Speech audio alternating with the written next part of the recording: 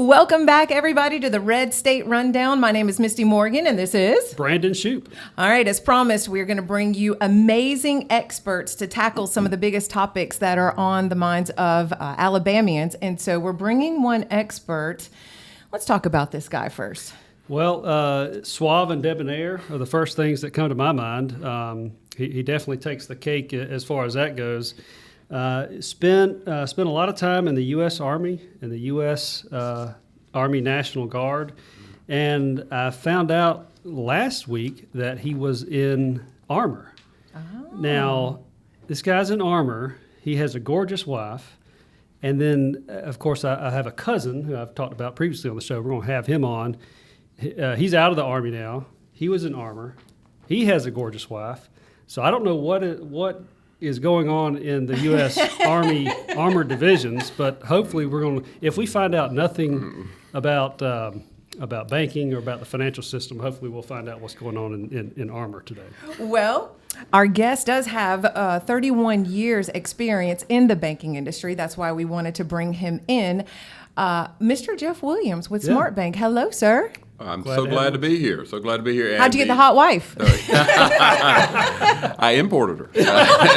So, hey, you got to do what you got to do, right? That's right. That's right. People asked me how I got her here. I said I had to go outside the area. So anyway, thank you for the kind words that were certainly unwarranted. Well, no, I think highly of you, and certainly think highly of your wife, who is actually my family's travel agent. So we're going to be going to Italy next year, and she is the one that made that happen. And yeah, I'll be honest with you, I was kind of against having someone plan this. I was kind of, I can do this. I mean, I can plan this. Right. And but you don't know what you don't know. And my family has said, boy, I sure am glad Jill is on board helping us plan this. So anyway, but that's fine. I am too, because I think we're going to have a much better trip than I guess what I was thinking initially. But yeah, thank you for being here with us today. So glad to be here with both of you. Yeah. Jeff, give everybody just a rundown real quick of your background, because it is pretty amazing. I mean, when we bring in experts, you are a big hitter when it comes to what's going on financially in America, and then we're going to bring it back down locally.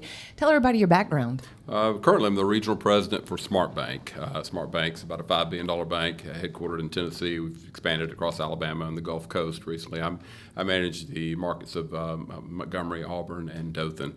And we have large teams in all those markets, investment services, insurance now in Dothan, and so forth. So we're a lot more than just loans and deposits. So my background previous to that, I was BBVA USA's market president for Southeast Alabama. I was there for about 13 years here in Dothan, and then prior to that, I was a community bank in Birmingham. So I've been doing this, as you said, for about 31 years. So hopefully I'm exposed to a lot as far as not only the economy, but what's happening with our local companies, and have a view on how things are going from their standpoint as well. Yeah, because it seems like, you hear things that are going on nationally, but I think our little neck of the woods is kind of protected from some of these things, or we see it a little bit later on. Yeah, so sure. let's hit broadly as far as the United States of America. I know a lot of people are saying, we are in a recession, and that's usually the people down on the ground who are going grocery shopping. But then you have the Fed saying, no, what's going on? Well, the numbers say we're not in a recession, but what I believe has kept us out of a recession to this point is really the trillions that were pumped into the economy by the Fed, and what that's not went to your municipalities, your state governments, your county governments, your boards of education. It has went to businesses and individuals. So pretty much that stimulus, with trillions of dollars, has not been utilized completely yet. So what you've had happen is you've had these individuals, governments, businesses are still spending that money. And that is stimulating the economy, and frankly, that's what created the inflation that we're dealing with. Mm-hmm. And so until you see that work through that stimulus money, we may not get into a recession. But I see every sign that we should be in a recession soon. One of the signs certainly is the growth of our money supply. Is actually slowed significantly below our gross domestic, our CPI numbers. So, what that tells us is that there should be a recession around the corner. Further, you've got a yield curve that's been inverted for quite a while now. That means that 10-year money is cheaper than short-term money. 30-day money, 1-year money, 2-year money is much more expensive than 10-year money.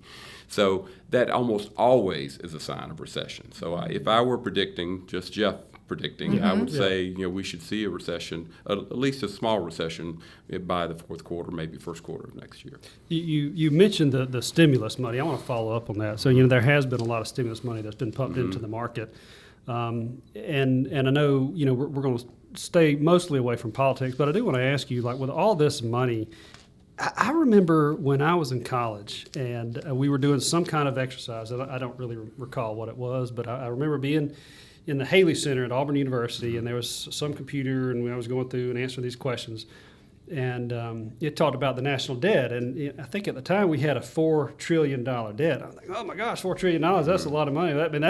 I think we added $4 trillion in the last couple of months? Yes. Exactly. So 32 trillion now. We can't sustain that forever, not this level of growth. And I don't know how we slow that down with the drunken sailors that we have, setting up the budget in Congress. But do you see, and let's not look long term because it's who knows what's going to happen. But do you see that being a problem in the short or medium term, or what is your opinion of that? I do, because what you can handle 33 trillion in debt if your GDP keeps up with it. Gotcha. So a good measure of your how much debt, or we really have a serious problem here, is not just the dollar amount; it's what percentage of that dollar amount to GDP.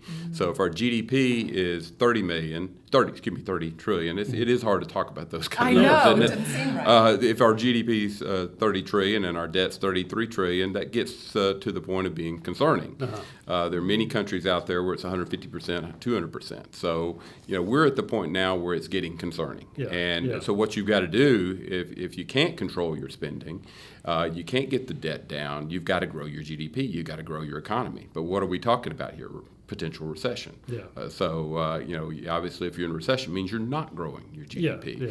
But yet you're still seeing that turnover, GDP skyrocket. So you think this problem that we've been, I guess, wrestling with for a long time, do you think it's going to come to a culmination point in the short to medium term future? Like we've got to figure this out or we're going to have a big problem. Is that kind of what you're saying? I would say if our GDP it does not keep up or with these numbers that we have from a debt standpoint, then we do need to start being very concerned in the short term. Gotcha.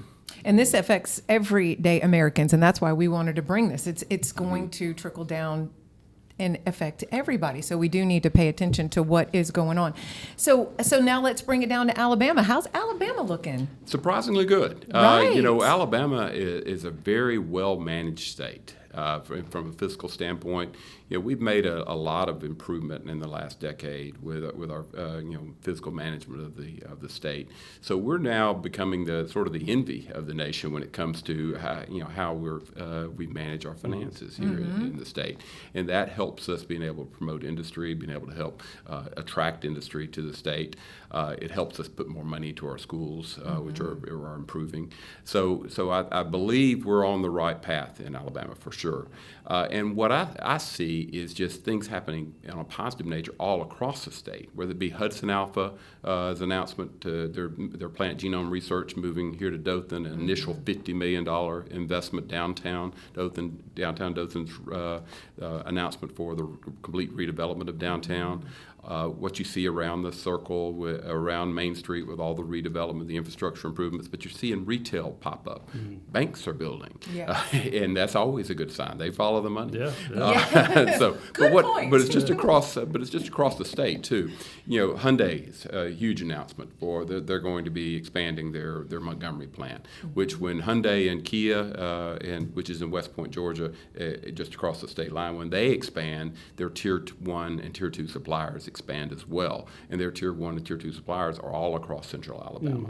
So that's going to affect our economy there to the positive. Mobile, I could just go on and on about heavy industry announcements there, manufacturers there. here, we'll skip Birmingham. Birmingham always gets the attention, They right? do. Yeah. So and then we could go on and on about what's happening in Boomtown, which is Huntsville. Yeah. So, but locally, I'm seeing tremendous positives with our companies. The companies that we touch are all healthy still. They have good balance sheet management. They've made the right decisions. They all sort of anticipate that we're about to get into a recession. Mm-hmm. But what they're doing is being sort of cautious and protective of their companies. Meaning that they're, with the interest rate environment we're in, maybe they're being a little more cautious and not financing that CapEx need that they have, or that equipment, that expansion they may have. There may be, instead of financing, they're paying cash, or maybe they're holding off on the investment altogether. So that's what leads me to a concern about, if our companies locally are doing that, which that's happening nationally. So what's that going to cause? That's going to cause transportation to suffer. It's going to cause the providers of the raw materials, the manufacturers, to actually see a decline in sales. So that's going to, when you combine all of that and make it a national event or worldwide event, you almost have to have a recession when it comes to that. So do you think that, so you're saying that locally we're sitting good. What happens if the world falls apart? I mean. Well, we've still got good balance sheet management of our companies and our state. So we've got liquidity, we've got strong cash flow from multiple sources. Our companies are all very healthy. They've again made the right decisions to protect their balance sheet. I believe the banks are still supportive of the companies they bank despite this environment. So you've got so many positive factors that are attracting people to our region. You've got a low cost of living. You've got a right to work state. So we typically don't have the same problems that maybe you'd see in the Rust Belt in the Northeast. As I mentioned, the state is healthy in that, but they've done the right things to target industry. People need to understand that incentives are important. We've got to compete with the Floridas and Georgias and Tennessees of the world. So we have to have the targeted incentives to get the right companies in here that are the right fit for our economy. But then the state's also done a lot of positive things to spread the wealth statewide, such as industrial parks and incentivizing the construction of industrial parks so we have the available property and it's ready to go when we have the prospect come around. The other thing that's been so valuable to us here in Alabama is our 2-year college system. Yes. It prepares our workforce for these jobs, but it also, they partner so well with industry that they, hey, industry, what do you need? Yes. What type of workforce do you need? Whether it be to improve the existing skills or develop new skills, and that 2-year college system and their partnership with industry has been really vital to our success. Yeah, you talked about the industrial parks. I know the governor highlighted that with her recent, I guess not recent now, but her State of the State address. She talked about the dearth of supply when it comes to industrial parks, and I know the state has some funds available to incentivize those constructions, the constructions of those parks. We've taken advantage of some of that funding here locally. Got a new industrial park going up on the northwest side of town, so excited about that. And the name of the game is you got to have inventory. That's what I keep hearing from Matt Parker and others. If you don't have inventory, that being land, buildings, spec buildings, you don't have those available, then you're not in the game. And, if you're not in the game, you're not going to get those companies and those opportunities. Right. So that is a good point for highlighting that. I think one of the best things, though, that I love hearing in all of this is the fact that Alabama is looking good across the country, where at one time we were like, those Alabamians over there. Now we're like, oh, Yeah, we got it going on. We got it going on. Well, we could go on and on about the positives that we have here. Yeah. For instance, the Wiregrass, our location next to Fort Novacell. So Yes. you get a lot of retirees that want to live here. Yeah. We've seen, whether it be General Peterson that we all knew and loved, General Roger Peterson, who's lived 30 different places in the United States, but loved his experience so much in Dothan and Fort Rucker at the time that he wanted to move here. But he was from California. Yeah. But, in my neighborhood, just had a business owner move in from that sold his business in California, wanted to move to the South, and chose Dothan for some other reasons too. But he saw the value, the proposition that we have here. Well, my son was on a skeet team recently, and one of the things that one of the people that I met was a lady and her child. They were from the Upper Peninsula of Michigan. Mm-hmm. And when I find somebody that's from a different place, I always want to know, like, what, I probably asked you this question at one point in time in the past, like, what brought you to Houston County? What brought you to the area? And she told me, she's like, well, I just went on Google and I started Googling the places that had the things that I wanted, that had low taxes and that had a more conservative, leaning government. Mm-hmm. And I settled on Dothan. We ended up not moving there. They moved to Wicksburg, but that's what they found. Yes. Dothan on a Google search, doing research on. Wicksburg's close enough. It's close enough, yeah. We got our arms around everybody. Yeah. So since we are kind of talking about that, let's talk about the real estate market, because I know at SmartBank, you guys obviously handle mortgages. What are we seeing? That's another big topic too, the housing market. Actually still fairly strong. I think, we were going so hot and heavy there for a while that I would imagine your realtors would say, it's gotten a lot worse. Yeah. But the numbers we see say that it's not as hot and heavy as it was. Mortgage rates are certainly causing that. But why we're still fairly hot market, and it's so many reasons why. But one, people want to be here. Yes. There's a lot of industry that's moved here. Obviously, Fort Novosel next door has caused there's a lot of job openings, a lot of good jobs, good paying jobs. Hudson Alpha will be a big one once they open their doors in the first quarter of next year. But that drives people to move here. That's one thing. But the other thing is we didn't overbuild like in Atlanta did, for instance. Atlanta's a great example. What you saw during the housing crisis in 2007 mm-hmm. and the financial crisis of 2008 and beyond, you saw Atlanta just take a deep dive off the cliff when it came to a housing problem, foreclosures and so forth. Mm-hmm. We didn't see that here, and the reason we didn't see that here is because we weren't overbuilt. We still didn't really have enough housing for our population, and that's really a problem. It has become a problem nationwide, the lack of housing, mm-hmm. and so there's so many factors to that. But what really happened after the housing crisis and financial crisis is that a lot of home builders went out of business. Yes. They couldn't sustain, because at the time no one was buying. Banks were not lending. Banks have been hesitant to get back into lending in construction until the last decade or so. So we really had about a lost decade there where we're not building near the pace of the population growth. And so since then we can't build enough mm-hmm. to catch because we're in a catch-up mode.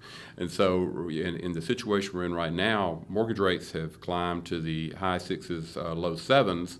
But that's still not that bad when you look at historically. We've gotten spoiled with a mm-hmm. 0 to 3% rate environment. Yeah. But if you look back as recently as the 90s, we had mortgage rates at some points in the 8 to 10% range, mm-hmm. and we still were able to grow and people get mortgages.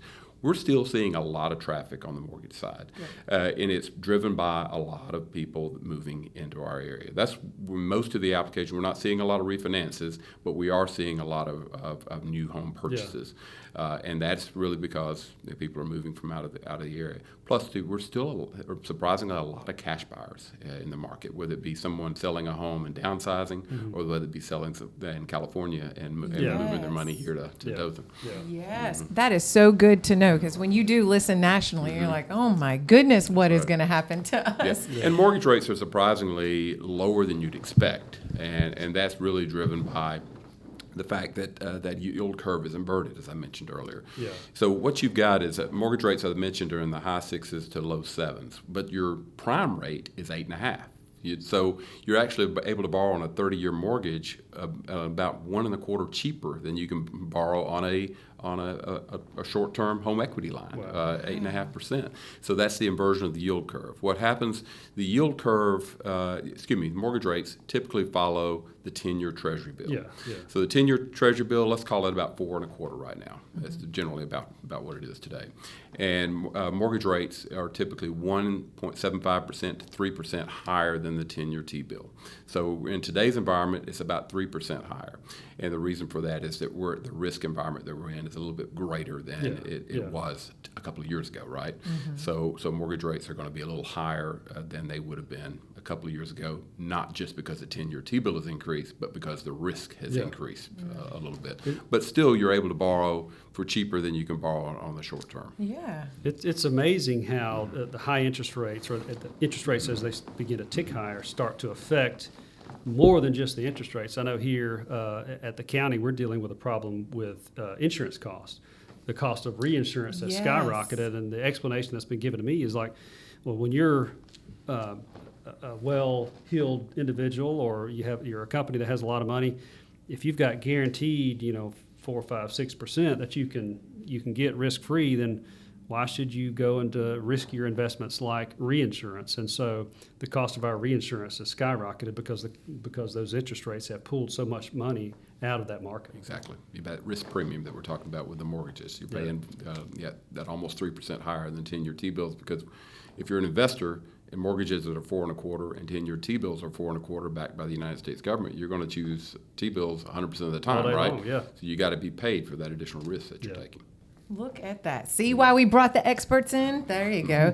So let's talk about just real quick bank failures, because that did happen. I mean, out in California, when that kind of made news, that it didn't ripple too far down. Yep. Are we going to see any more of those, do you think? Oh, I don't believe so. Tell you people call it a banking crisis, but I don't believe it was a banking crisis at all. I'd like to spend a little bit of time on this because I think this is important. So in 2023, we've had 4 bank failures. One of them was a major bank failure, Silicon Valley Bank, SVB. And I believe it became a crisis because of the media's coverage of it. SVB was a big bank. It was in Silicon Valley, banked a lot of the tech industry, so it was prominent. Yeah. Okay. But we had 0 bank failures in 21, 0 bank failures in 22. We had 4 in 2018, 4 in 2019. Did anybody mention bank crisis in 2018, 2019 when we had 4 bank failures? No. We had 4 bank failures in 23, but yet we had a banking crisis, quotation marks. Gotcha. What it was driven by the specialty business model or unique business model. There was 2 big banks that are fairly large banks that failed. So SVB was a pretty large bank. Yeah. They had a very unique, specialized business model. So SVB, for instance, they banked the tech industry. So they had very few depositors, large companies with tremendous amounts of deposits. So one company could have $100 million, $500 million with one bank. So what happened is SVB invested a lot of their liquidity in long-term securities, trying to get yield. Okay, at the time we were in a very low-rate environment, right? We were in that 3% environment. When all of a sudden overnight we went to more like an 8% environment, their securities were what's called underwater. They couldn't, if they sold their securities. If I had a 3% bond and for the next 10 years and we're in an 8% environment, is that worth of anything to you? Well, if I did sell it to you, you'd want such a heavy discount that it would make financial sense for you, right? So what happened is there was a bank called Silvergate that failed prior to SVB. Silvergate they banked the fintech industry, the financial technology firms, and that were very heavily invested in cryptocurrency.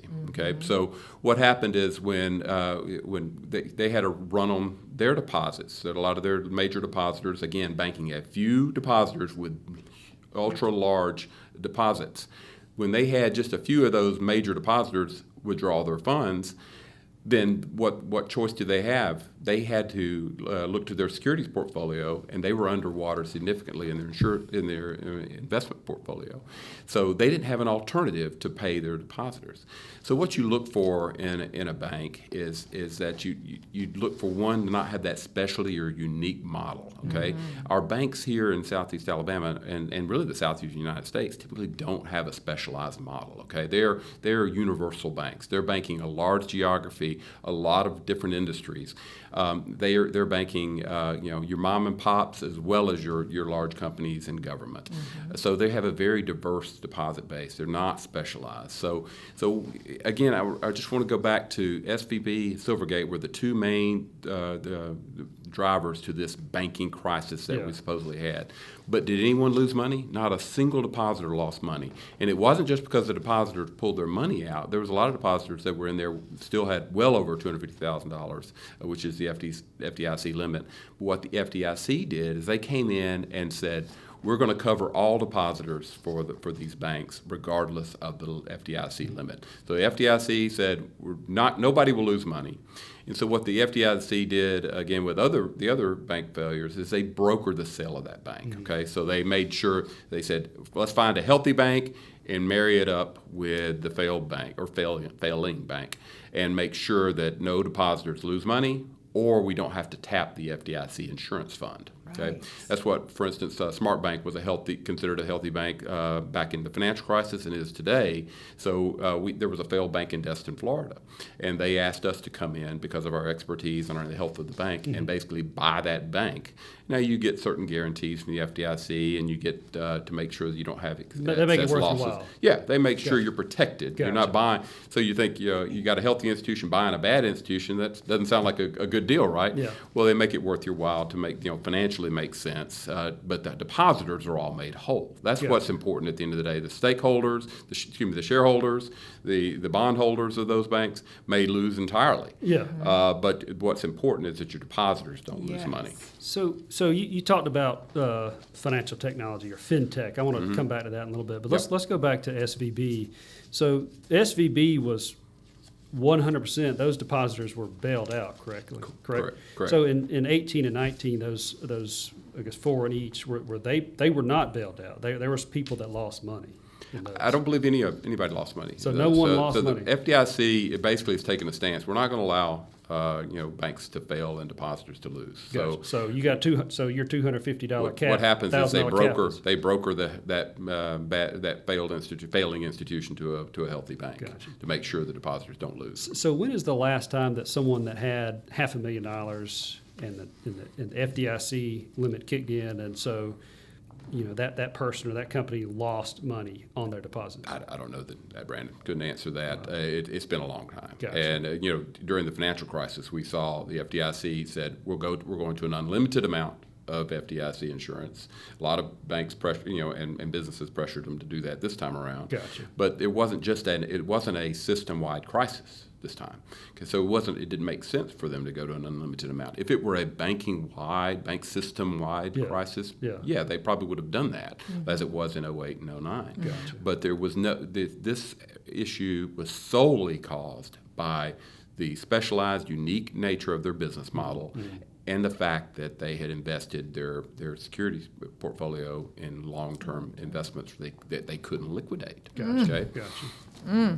So what can everyday people, as we face inflation, because you agree we're dealing with inflation, and do you think that we're moving into hyperinflation? No. I wouldn't know. No, I'd say it's just the opposite. Inflation is coming down. Is it's it coming down okay. to about that 3% level, about a 3% level. So last numbers I looked at, the Fed's guidance, their target is 2%.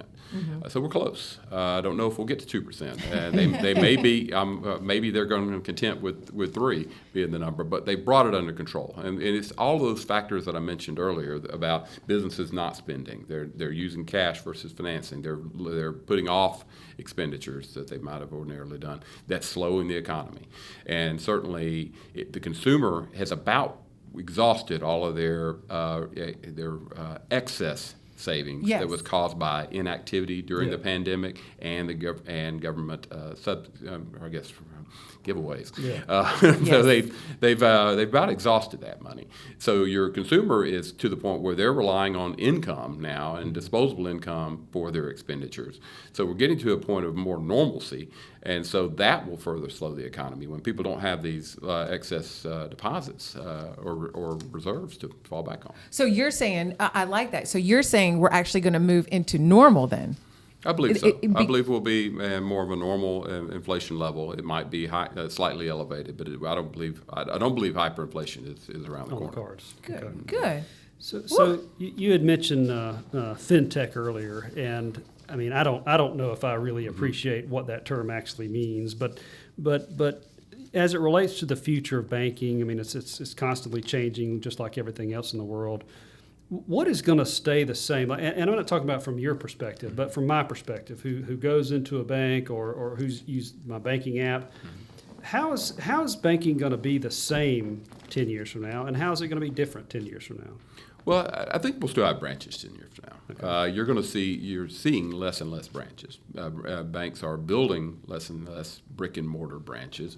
Many banks are closing brick and mortar branches. They're not closing all of them. They're closing some, and so what you're going to see is many banks, larger banks, are going to a hub and spoke type model in the large cities, like in Atlanta or Miami, where they may have one large branch where they have majority of their officers and their if you want a loan or want to open accounts, you might have to go there. But you want to make a deposit or get some type of servicing done, you might go to a kiosk type environment. So I think we'll see that model in the larger cities, and in the smaller cities like we might have in Southeast Alabama, you're going to see just fewer branches. But your drive time here is not near what we have in Atlanta or Miami, right? But you're going to see. I'm still going to complain about it. Well, I still reserve the right to complain. I'm from about Birmingham originally. We had a 45-minute commute, so I don't listen to complainers I about traffic. Okay. Well, I won't complain. That's right. You're deaf ears here. But what I am seeing is more and more use of automation and AI. Okay, because one, we haven't touched on it yet, but the labor shortage. Yeah. So you've got a labor shortage in almost every industry, right? So in banking is not excluded from that. So what do banks have to do to combat the labor shortage? If you can't find the staff, then you look for alternatives. It's just like your retail businesses are doing now. Yeah. They're trying, and even in restaurants, you're finding, you scan the menu, right? Yep. You maybe even order via the app. Those type of features are becoming more prevalent even in the banking industry, where you're using AI, using automation to assist with possible staffing shortages. But frankly, it's our clientele demands it. They want the best experience possible online. They want the best possible app to do their business on.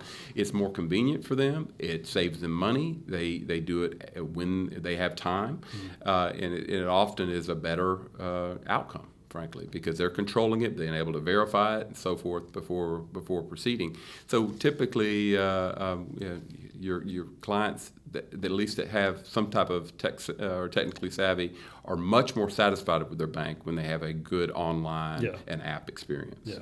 Or like my husband who complains about it, like, where are the people at? I'm like, honey, let's sit down. I'll teach you how to do this. Do you know that we still have people now, and we still have professional bankers. It's not just. I'm not just talking SmartBank. I'm talking about banking industry in total. But it's just becoming where that is the go-to for many of our consumers. Yes. Yeah. Today at the convenience store, there's a convenience store in Dothan that you set your stuff on a little tray, and the register registers what it is, and you put your money in the slot. No help from a person at a convenience store. Yeah. I saw that recently, something similar, not exactly the same.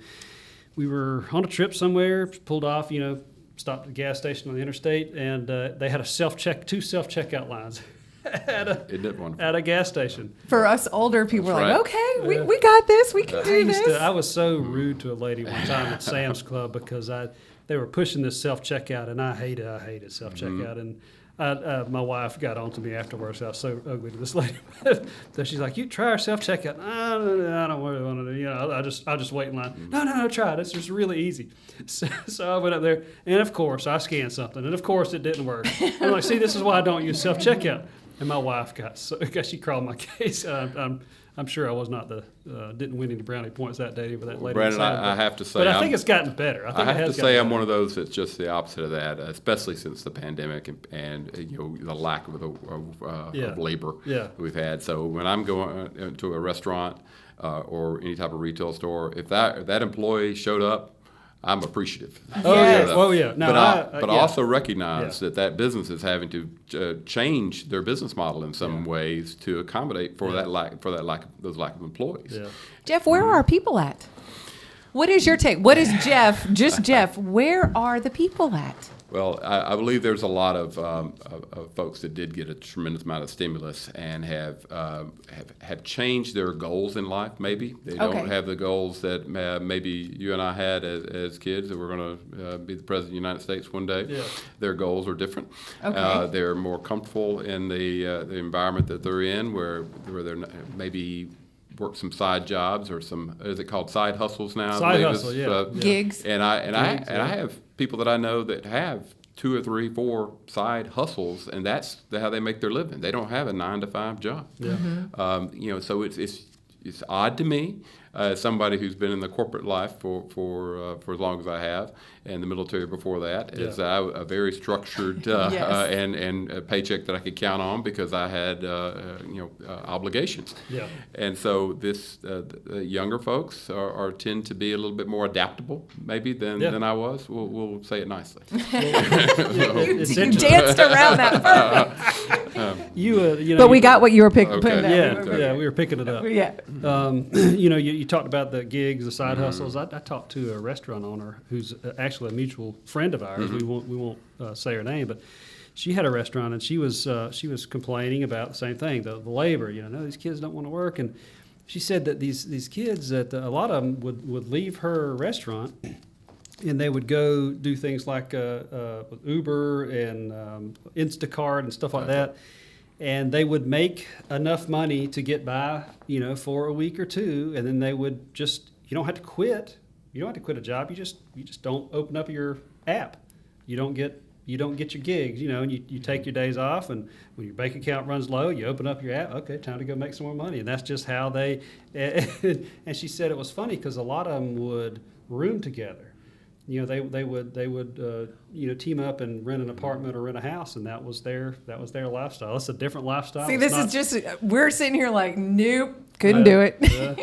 I couldn't sleep at night, but they're much more adaptable. Yes. Exactly. As I said earlier. Hey, and if it don't ruffle your feathers and you're good and you're happy, great for you. But then also the state of Alabama, I just found out the other day, is number 2 as far as people on disability. So I'm sure that has removed people from the workforce as well. Sure. I did not know that. I think West Virginia's number 1 or something like that, and we're number 2 in the state. So let's end this, Jeff. Please tell us where SmartBank is moving. What direction are you guys moving in? What's exciting besides the fact that you're the Bank of Dolly Parton? That's right. Yeah. Bank of Dollywood. I think that's something to really tout for sure. Yes. We're headquartered in Knoxville, and fast growing is the best way to say it. So in 2021. We expanded across every major market in Alabama and every major market along the Gulf Coast from Mobile to Tallahassee. And we did that all in really took about a 2-year period. Our last branch we opened was in Tallahassee in April of 23. But we were so well capitalized that enabled us to have the resources that we needed to open up across really 2 states. We had some presence along the Gulf Coast since 2012. We had some presence in Alabama since 2017. But this enabled us to go into every major market in Alabama and the Gulf Coast. And what has made us so successful is we're being so well capitalized gives you the resources to compete with the major banks. We can compete with the regional banks from a lending standpoint, from a technology standpoint, treasury management products, but it enables us to go after the talent that you need but the model that we have says that we're going to try to compete with the regional banks on all of these different solutions, but deliver it locally. Local leadership, local commercial, private, mortgage banking. We have local credit decisions, a regional credit officer based right here in Dothan, underwriter based here in Dothan, and others in the region. And we deliver all of that locally. And so that model really has resonated here, and I think that's the reason we've grown so fast in South Alabama. Well, tell everybody that Dolly, she does her own banking, doesn't she? Oh, yeah. She'll actually come in. So it's amazing to see someone at her level that would actually come in and say hi to their bankers. She's very down to earth. I wouldn't know that personally, but that's what I've been told. You bet. Well, congratulations on the success, on your success. Thank you so much for being in our area. Definitely feel good hearing your words. Like I said, you can look all around the country and just completely not be able to sleep at night. But we knew there's something different about our area, and there continues to be something different about our area because of people like you and the people of the Wiregrass. So we appreciate that. We're blessed to be here for sure. Yes, yes. Thank you, Jeff. Glad to be here. Thank you. Yep. Ooh, it's the Red State Rundown. See you next time. Perfect. Good. Ta-da!